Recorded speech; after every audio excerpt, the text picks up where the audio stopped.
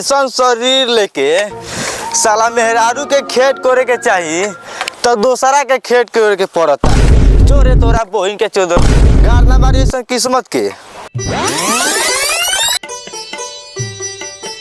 कहा जानी कोईसन भोसरी खाना बनावती के बेर बेर हगी उखड़ जाता।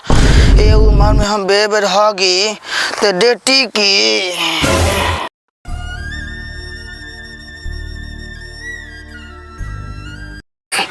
लागता भोसरी शरीर दोबारा ये के छोरी।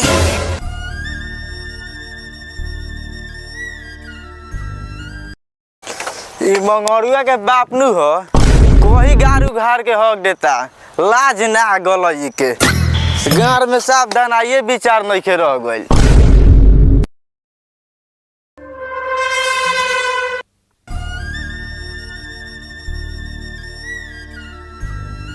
बहिन चोदो खेत कोरट कोरट गाड़ फाट गईला मेहरारू पलंग पर बैठ के पलंग तुरत हुई। हेलो हेलो क्या करते रू करे जा ना कुछ खाना बनाओ तनी ना ना तेरे हाँ देखो ना देखे के बड़ा मन करता हो। वीडियो कॉलिंग कॉल करी का वीडियो कॉल हाँ ना अभी ऑफिस में आ गल बनी ना देखो अभी। हमरा से जरूरी ऑफिस के काम बा का करबो करे जाए खाए खातिर कोनो ना कोनो काम करही के पड़ी। अच्छा ठीक बा रखत तनी सर उतरन। ठीक बा आई लव यू टू रखत तनी। ठीक बा रखी।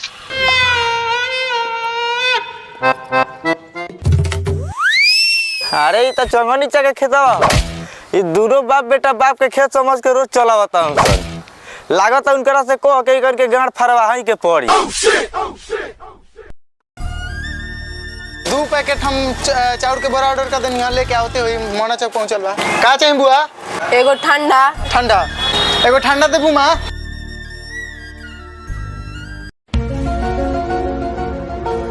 हाँ लो लीजिए। ले रे भैया पार्ले जी दो। रे सा गदहा हो गई अभी तक ले पार लीजिए खाता रे। अच्छा ये बताओ कि तारा हिसाब से हम सियान हो गई नहीं तो हमरा का खाए के चाहिए? ते ऊ खो जन तोरा के खा तरन सन। अच्छा ये बात बा तो दूगो गुटका दूगो सिगरेट दो। तोरा से उम्र में हम बरनू बनी रहे हमरा सामने गुटका सिगरेट मांगबे तो गुटका सिगरेट मांगतन तो बर्दाश्त नहीं के हो तो चुपचाप पार्लेजिए दे दो। अरे तना कम जाते रहने तोरा घर या तेज भेटाइए गईले। अरे जाना तारे आता ना होगा तरह से के साला देख के मन पच आ जाता। का हमारे तोरे खेतवा में दोनों बाप बेटा पड़ी गइल बा आता ना हगान होगा तरह सुन अभी से ना रोकबे नु त काटे के बेरी गेहूं त ना लेके गुह जरूर उठा के ले जाए के पड़ी। कौन सारवा के बेटा हरे तो देखो तनी कौन सारवा के गांव में गू बाकी हमरा खेत में हक देता।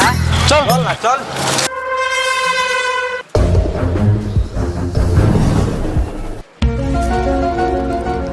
रोक रोक कुदरिया धा दे पथनिया में रोक। चल अरे जाते हैं सब भेटा गो तो का करती ओकर हगे वाला मशीन का मतलब ओकर गांव के नस पागल इसका रे। हेलो हाँ हेलो बोला का फोन रखनी हो जी कौनिया ना कि सराल बड़ो हम वही से रखनी हटे। कम ड्रामा ना कर ला सो तनी। अच्छा ठीक बा सॉरी अब ऐसे ना होगे।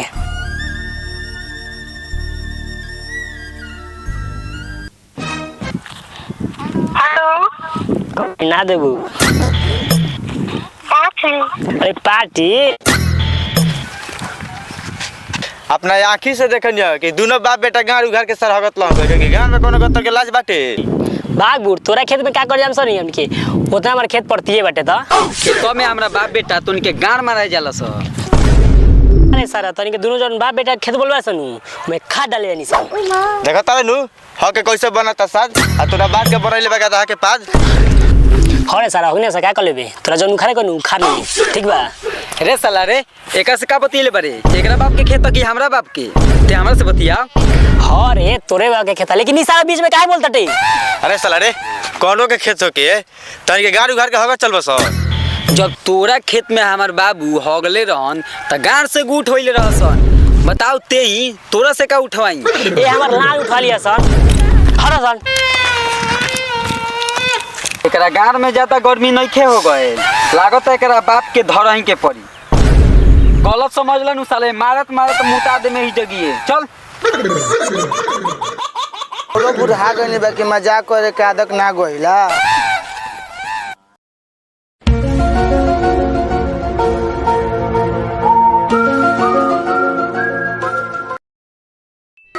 ई कौन गेटअप है रे? हई तो गेटा पर इंस्टा पर ट्रेंड चल रहा है, आपको क्या बुझाएगा? तो पाइप में हक दिया, इंस्टा बचा दियो, वो ट्रेंड हो जाई। अच्छा ये बताओ माई कहाँ हो? माई तो छोटी लेके खेत में गोल बिया। अच्छा इधर आजो जाके घरे रख दे। बूढ़ो घमंडे उड़ला, घमंडे में साइड मरी।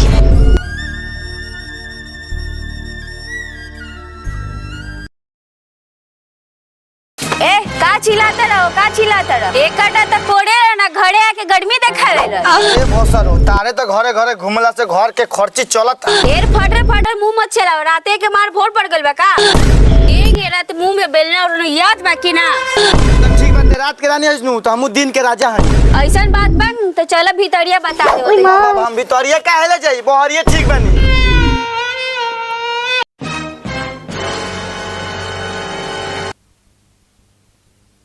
आजकल के लड़को जलमाए में बहुते दिक्कते बा। अगल बगल के लड़का तरक्की करता से, एगो हमार लड़का बाकी कहता इंस्टाग्राम पर ट्रेंडे बानी।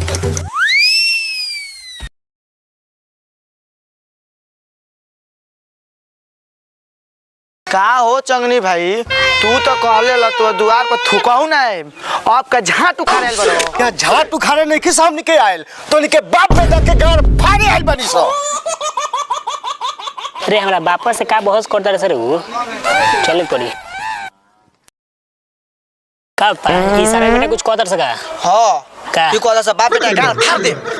हमनी गार के हाल हमनी ज्यादा तू जान रहा चाचा सर। तोनी के गार के हाल तो हम नहीं जानत, बाकी इतना जरूर जानतनी कि तोनी के बर्गर और पिज्जा सुबह सुबह कहाँ रख के आवतर सब जानतनी। तोनी के बाप बेटा हमनी के खेतों में जाके हगता तो तोनी के नहीं के पता। का प्रधानमंत्री के लइका बारो कि पता कर चली कि तार खेत कहाँ बा, घर कहाँ बाटे, इहे सब पता करी।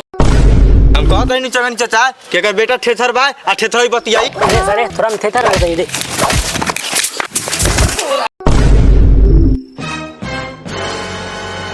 आई के अरे बाप रे बाप।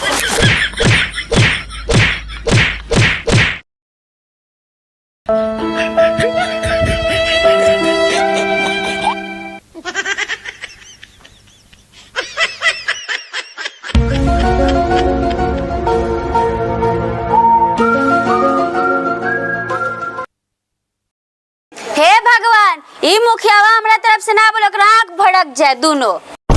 हे भगवान ई मुखियावा ना बोली हमार तब से तक टांग टूट जा।